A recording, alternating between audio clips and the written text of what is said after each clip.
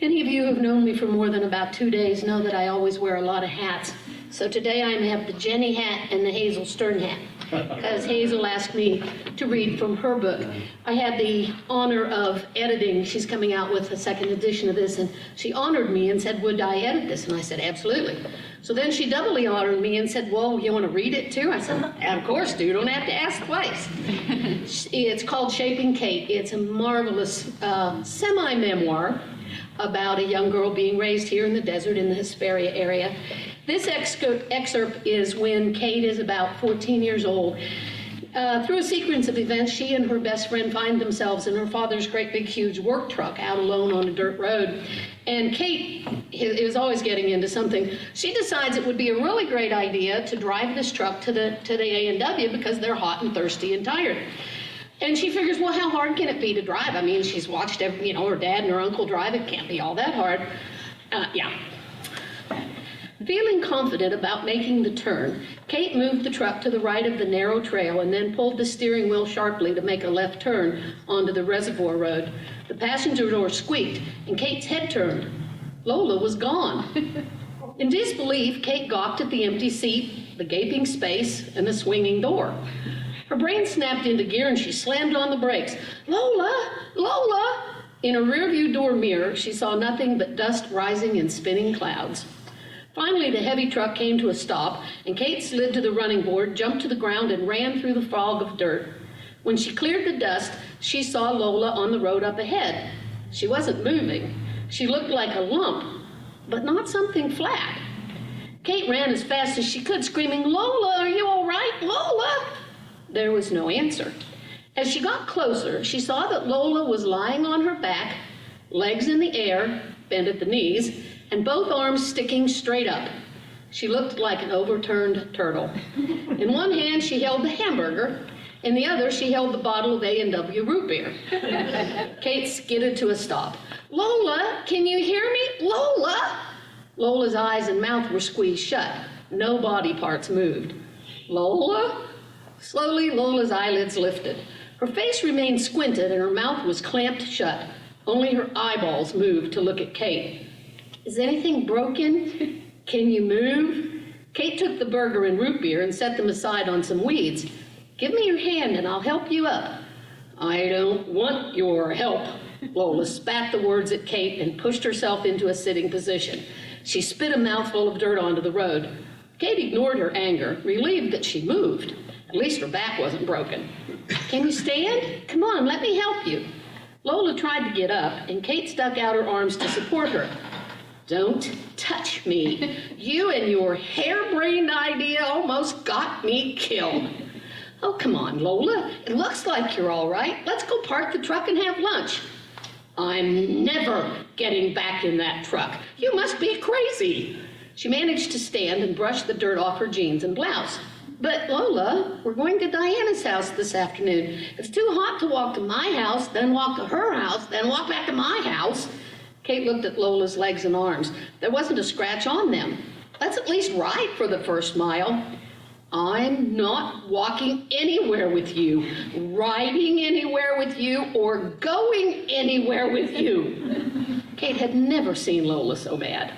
I'm going home right now. She bent over and picked up the pop in her hamburger. And I'm taking the root beer. I deserve it. She turned and cut across the desert toward her house. Kate picked up her burger and waited a couple of minutes for Lola to change her mind. And then she gave up and walked to the truck. She climbed in and thought about how close they were to putting the truck back in place. She didn't know what was wrong with Lola. Nothing had happened to her. She could walk and no bones were broken, not even a scratch, anywhere. Kate didn't know how that was possible, but it was. So why didn't Lola want to finish the day as they had planned?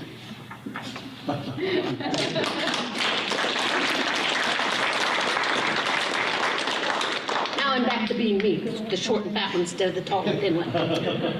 This is from my novel Retribution that my husband and I wrote. It's about the little man's struggle against evil in all forms. It's loosely veiled as a fantasy adventure novel set in medieval Europe, and France to be exact. And this is the prologue. The sky blackened, the world turned dark.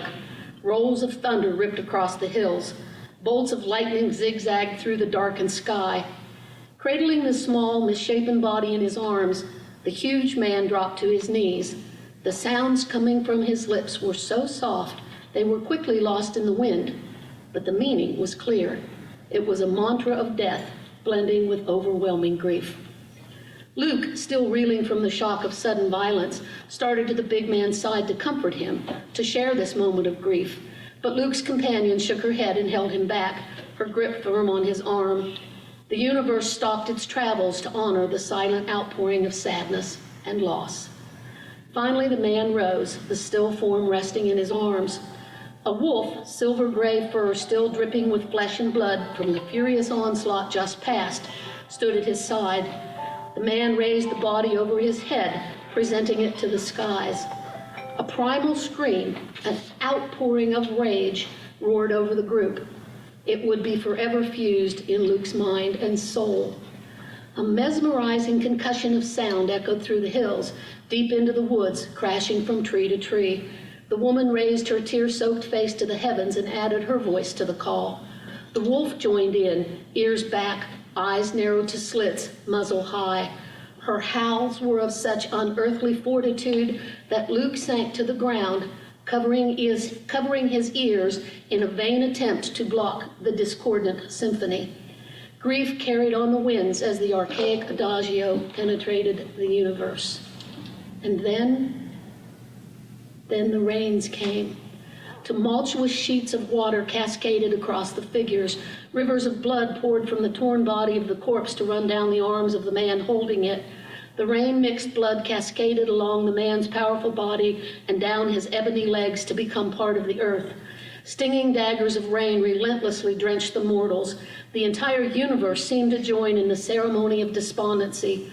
Luke could do nothing but shake, vainly trying to block out the unyielding nightmare. Then, as quickly as it began, the outpouring of rage and lamentation ended. The sun burst through the rain-laden clouds, streaks of multi-hued light reflecting back to the universe. Yet the sounds of the woods, the birds, and all the creatures of the wild remained silent. Luke knew in his heart what all of nature instinctively knew. Notice had been given to the gods and goddesses that vengeance for this day's actions would be swift and terrible.